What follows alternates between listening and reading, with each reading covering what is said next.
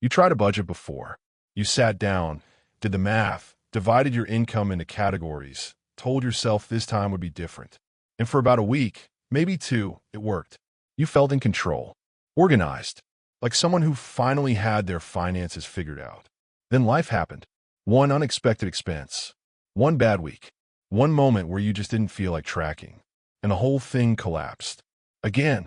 So you told yourself budgeting just doesn't work for you, that you're not a numbers person, that some people are just wired differently when it comes to money.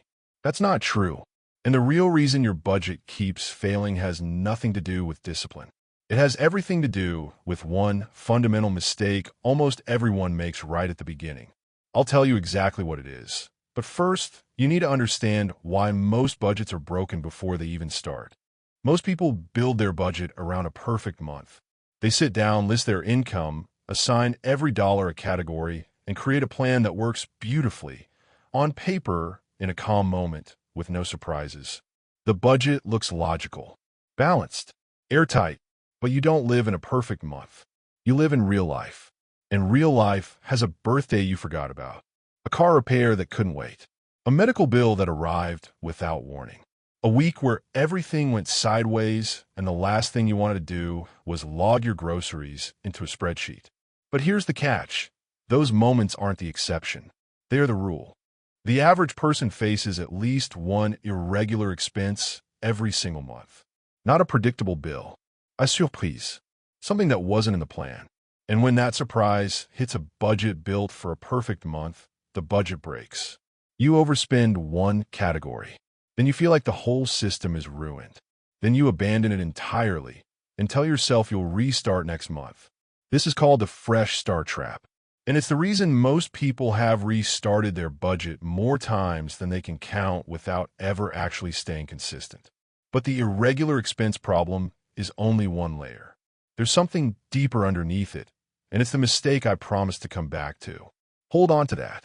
The second reason budgets fail is that they're built on restriction. The standard advice tells you to look at what you're spending, identify the things that feel like luxuries, and cut them. No more coffee shops. No more takeout. No more spending on things that make you feel good. White-knuckle your way to financial health. This is where things get dangerous. Because the moment your budget becomes a list of things you can't have, it stops being a financial tool and starts being a punishment. And humans do not sustain punishments voluntarily. Every time you look at your budget and feel that quiet dread, that sense that you're being restricted, your brain starts working against you. It starts looking for an exit, and eventually it finds one.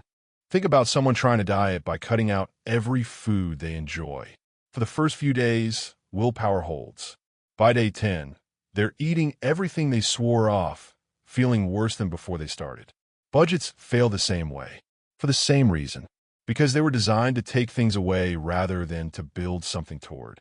And this is the part that changes everything. The real mistake isn't how you track your money. It's what you think a budget is supposed to do. Most people treat a budget like a cage, a set of walls designed to keep spending in. The right way to think about a budget is as a spending plan, a tool that tells your money where to go on purpose, including the things you actually enjoy. The difference sounds small. It isn't. A cage creates resistance. A plan creates direction. So here's what actually works. First, stop budgeting for a perfect month and start budgeting for a real one. That means building an irregular expenses fund directly into your budget every single month. Look back at the last 6 months of your life and identify every expense that surprised you. Add them up. Divide by 6. That number is what you set aside monthly for life's guaranteed surprises. When the car breaks down or the birthday arrives, the money is already there. The budget doesn't break. You don't spiral. Second, stop cutting what you love first. Start by cutting what you don't even notice. Most people have expenses they're paying for automatically that they no longer care about.